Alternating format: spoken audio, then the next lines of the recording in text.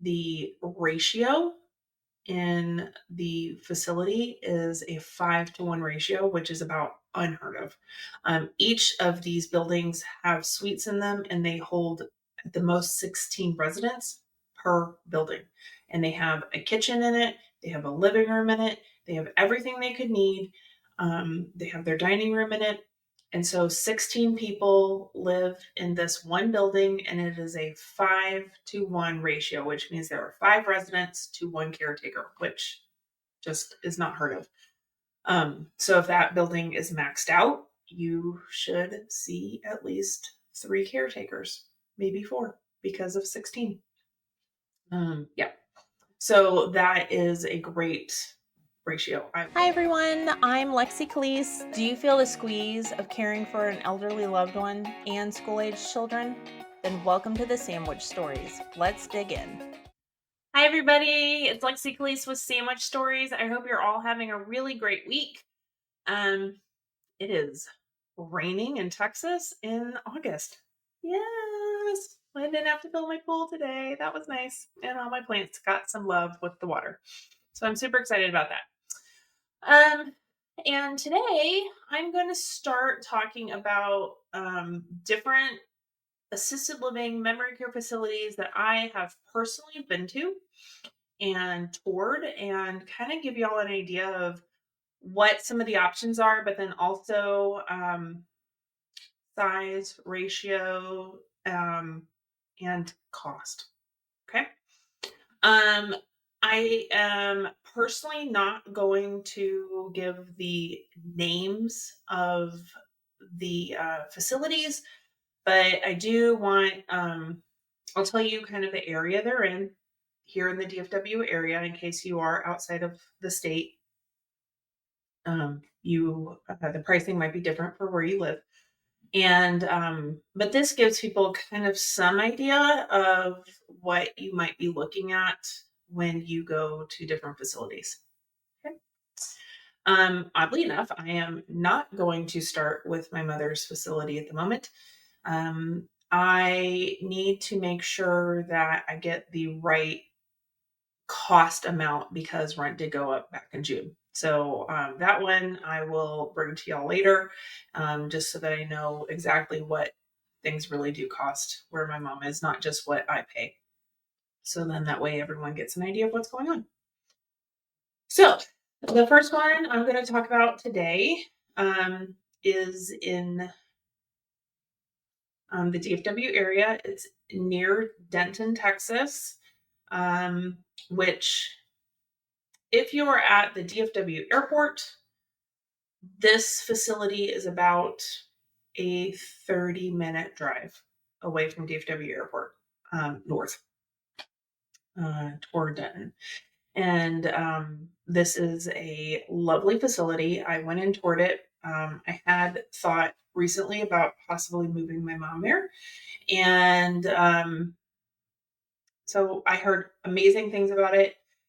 It is privately owned. It is not corporate owned. And that is a difference, I believe, also, is that this is a locally owned private location. They have 2 locations, one in Denton and one further north in another town called McKinney. So if I were to move my mom to this facility, it would be on a good day without traffic, 25, 30 minutes. With traffic, you never know. Also coming back, depending on the time of day, with traffic, 20 minutes. Without traffic, an hour. You never know, right? And of course, there were a few things that I loved about this location. It looks like homes. They literally look like 4 homes, 4 different buildings.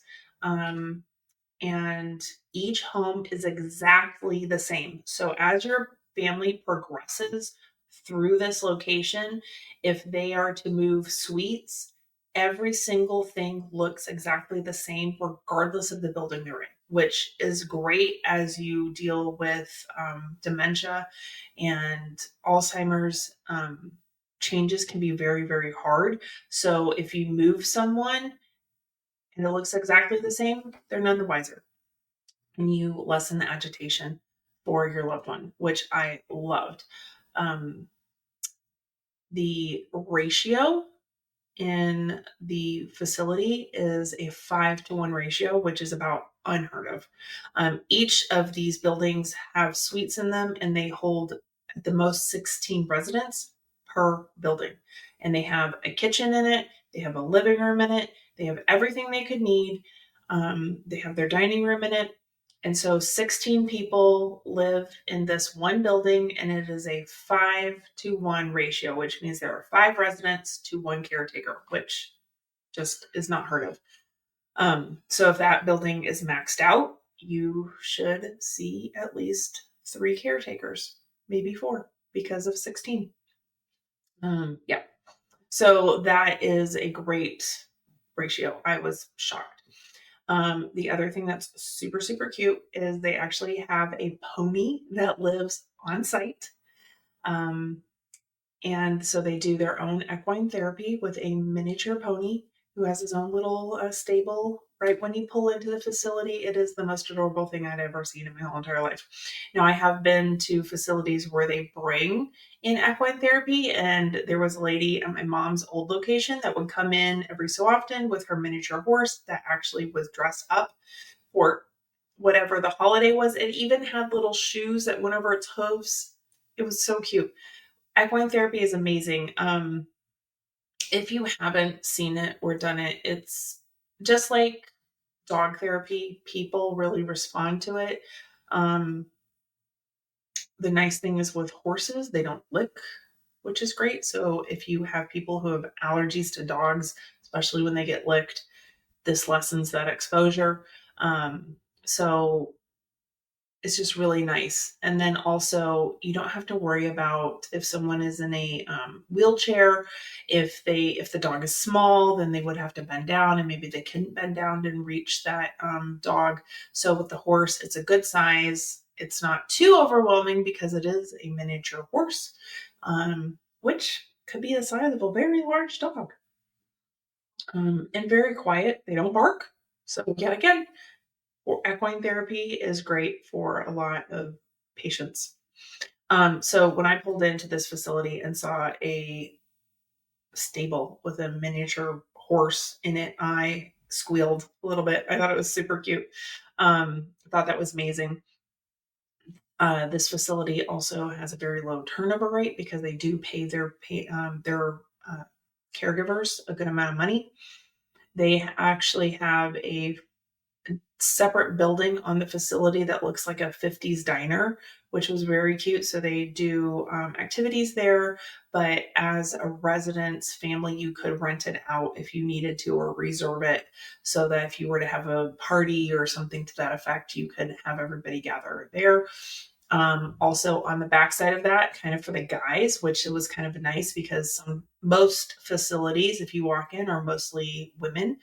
Um, and so for the guys at this facility, there was a garage. So that was kind of cool. It looked like an old car. They had TV set up, kind of like just a man cave in a really cool garage. Games, cornhole, those kinds of things. So that was really neat to see. Yet again, you could go there with your family, hang out for the day, have the grandkids come. There's things to do. It's also not scary, especially if you have little ones.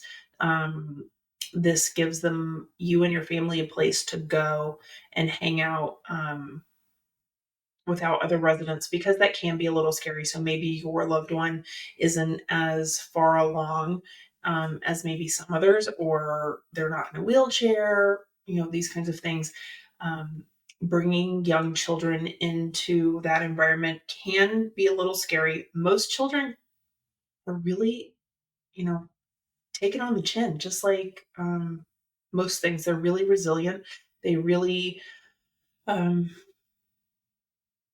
you know, they don't get phased by things as much as adults do because, of course, we have a whole lifetime of putting our thoughts and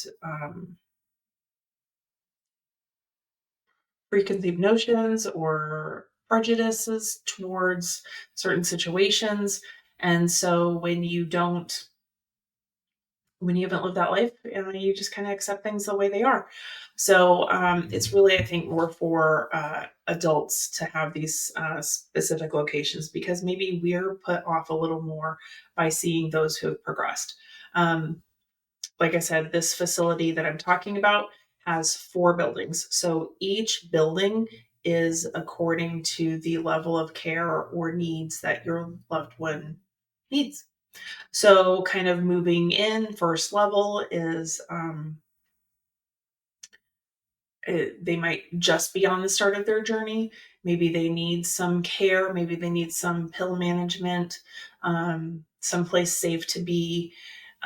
That would be the level 1 building. Level 2, maybe starting to decline a little bit, a little more care. Maybe they might just need some incontinence care, you know. Um, and then level 3, which when I went to tour, my mother would be, they had not met her yet, so they were assuming that she would need the level 3 building. And that one, yet again, uh, more care. Maybe the residents are a little more advanced within their disease. And actually, the way my mom has been going lately, she's been doing pretty well cognitively. And I would almost assume that my mom, had I gone back with her, she might be able to be in a level 2 building at this location. Um, and just that more one on one care, I think is great. And you're almost willing to pay more for the smaller ratios because you know the caregivers are really going to know your parent. Your parent will know their caregivers. Um, there'll be more interaction, more talk, more conversations, more one-on-one activities, and that I think just gives your loved ones, I hate to say it, maybe a better fighting chance when it comes to progression in their diseases.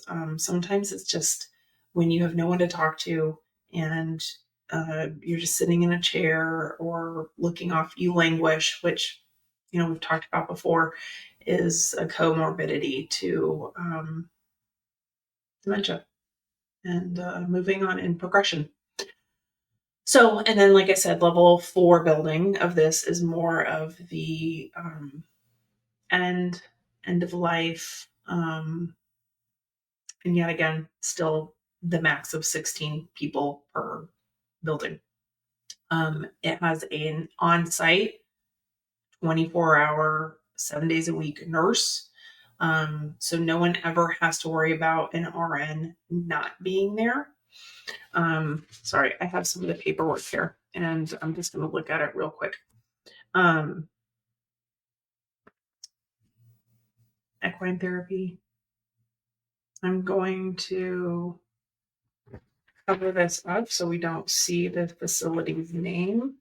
But as you can see, there's one of their residents right there, petting a horse, and another one there. So you can see the horses are not large.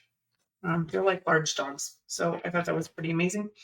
They also have in-house pet therapy. So they have a cat. I did meet some of the cats. They were very sweet. Now, that is something that I have noticed, and I don't know how it's handled if your loved one has a cat allergy. I'm sure it's more about making sure that their room is closed off so during the day when they're not in there, so the cats don't go in to their room and get pet dander all over your loved one's room, because I can't imagine having to deal with the allergies at the same time. But it does, just like some of the other things, just being able to pet, hold, talk to a pet, an animal. My dad was this way. He would talk to a dog before he talked to a human when he could still talk. So sometimes it gives them an opportunity to talk to someone, but not have to worry about answering questions, not having to worry about finding the right word. And there's just no judgment from an animal. They just love you unconditionally. So that's always really great to have in home pets at these facilities. Um, they do bring in dogs from other locations. When I was there, I was saying how my mother there were dogs where she lived, and they were really hoping to one day be able to bring some dogs into their facility. But at the moment, they did not. Uh, they had meals that are chef prepared in each location, each building, every single day, and the staff is there to help them out, to eat, to cut up their food, whatever they might need, to sit with them while they eat. So that's really nice, and it's not very loud. I was told that they do not start to clear dishes and put things away and make a lot of noises and a lot of loud noises during meal times. Um, while residents are eating, which I thought was really respectful and nice. Um, because, sometimes you just want it to be, you don't need all of the things going on because it's just nice to sit and have a meal. And then once everybody is finished, then clean up, just like you would at home. Yet again, this is more of a home environment, even though it is not a home. Um, and then they had a lot of activities. They gave me the whole month of the whole month of activities, and they do everything from devotionals. They celebrate everybody's birthday. They World Music Day, Bible, bingo, happy hour, cooking, you name it. They had so many different activities. I'm looking at this calendar, and every single day has something from 9:45 in the morning till 4, or heck, even 6 o'clock at night. So they did a Friday night movie with popcorn. They have Saturday and Sunday. Every single day had something going on.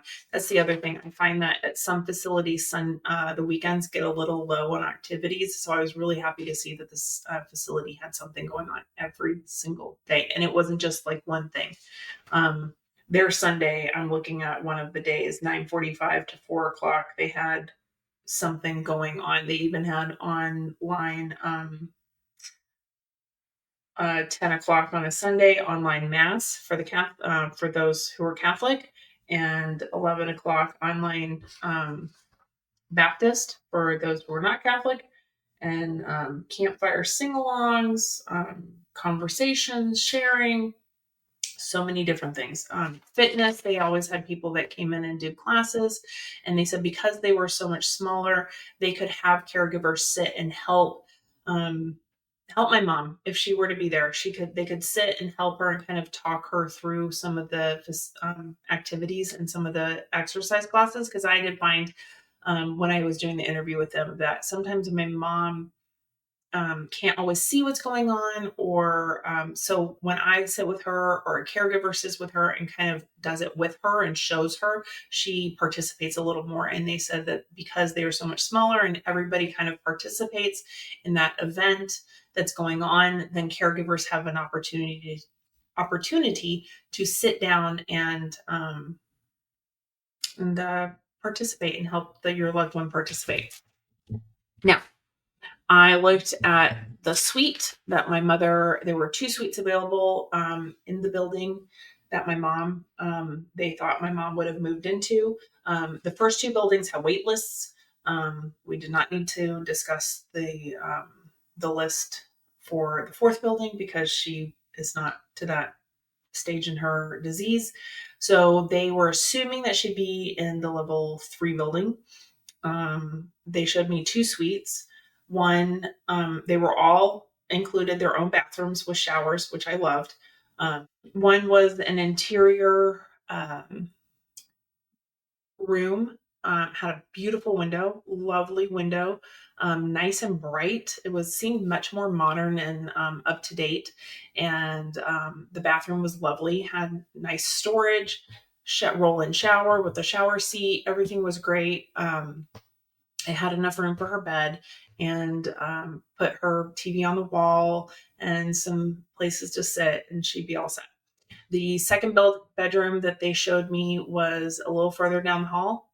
The first one they showed me was also just off the living room, so she'd be very close to our activities, which I thought was nice. And then also the next one we saw, the second one was further down the hall, so a little further away from the living room area. It was in the back of the building in a corner, so it was had corner windows, which was lovely, much bigger room, and slightly bigger bathroom. And so get ready. I'm going to tell you the pricing. And like I said, this is for the level 3 building. I have asked some other people who have been uh, there before, and I think, and their beginning pricing starts at about 7,500 to $8,000 a month. So level 3 building. Um, the first suite, like I said, it's an interior room with some windows, and it's beautiful, nice and bright, just off the living room area, which I thought was also nice. That was going to be $12,350 a month. Like I said, get ready. The larger bedroom down the hall, um, beautiful, nice and bright, very big, was going to be $4,500 a month. So that was the pricing. And I was like, oh, okay. So, yet again, uh, my mother does have long-term health care insurance. It does not cover all of that amount. So the rest of, if I were to have moved her there, long-term health care insurance would cover a part of it, and then I would have had to cover the rest. Um, it is a wonderful top of the line facility. I really, really, really, really did contemplate moving my mother there. And I talked to my husband about it. He did not go with me to see it. He was going to go with me to see it, but then we just chose not to go with this facility for the reason that my husband's like, so what if there's an emergency? How long is it going to take you to get there? When you have to take your mom to an appointment, how long is it going to take you to get there? Then how long is it going to take you to drive all the way to Dallas? It's going to make it an hour-long trip instead of a 25 or 30-minute trip to appointments and back with traffic and without traffic. So you never know. So my husband said, if there is an emergency and you're driving there and you're going to freak out driving all the way there, and you know, you're going to worry the whole entire time, and you're going to be so frustrated if there is an accident or something that gets along on the way and you're just stuck in it. It's going to make your life even worse. And he's right. It just wasn't the right choice geographically. Now, believe me, if they moved one of these facilities closer to where I live, I might actually contemplate it. But it is very expensive. And like I said, so starting at 75 to 8,000 a month, level 3 building is between 12,000 and 14,000 a month, not including anything else you might need. So everything is included when it comes to food, care, those kinds of things. But if you need incontinence care, that's extra. That is not included in the price. So that could be another $300 a month on top of the rent. So these are all the things that when I was looking at this location, I was honestly not expecting it to be as expensive as it was. But man, I did see what people were getting, and I really did feel that it was bright, clean, no smells. Everybody was on point. And I really don't think that was just because I was doing a tour. I have been on a few tours. You can kind of tell when people are coached, per se, when people come on tours and when they're not. And these people were not coached saying, oh, someone's coming, get ready. It was just business as usual, and it was just great. So, I wish it were closer. I kind of do. I mean, to have that 5-to-1 care, wow. That yeah. I mean, that's also why it's so expensive. The ratios are small. Facilities like this are expensive. I understand all of that. And to have you need the rent to be able to pay everybody well so that you don't have a lot of turnover. And I have heard they do not have a lot of turnover. I've asked other people who have had loved ones there in the past and currently. They do love it. I just wish I lived a little closer. Ooh, even just like another 10 minutes closer would be great. But like my husband said, he's like, oh, doctor's appointments. That's all the way in Dallas. And there is not a tollway from where this location is all the way into Dallas. Half of it would not be on the tollway, and the other half could be on the tollway. So without traffic, probably be 45 minutes. With traffic, an hour, 2 hours, and that's hard. When you still have to drop off your kids and get your parent back after a meeting, and then also go back and pick up your kids, you only have so much time in the day. So these were all things that I almost put aside, but my husband really opened my eyes to it. So this is why I have him. He's my sounding board. So I really appreciated his thought in that. So like I said, this is more of a home care style of facility. 4 different levels. Each building looks exactly the same. And so that way, as your loved one moves through, they are not thrown off by anything that doesn't look familiar. So I thought that was really nice. But at a very low ratio, very high rent. So these are some things to think about when you're looking. Um, I hope that kind of gives you an idea of where we're going to go in the next couple of weeks. I'm going through some of these facilities. Once I get the current rate of rent for everybody where my mother lives, then I will talk about where my mom lives. Okay.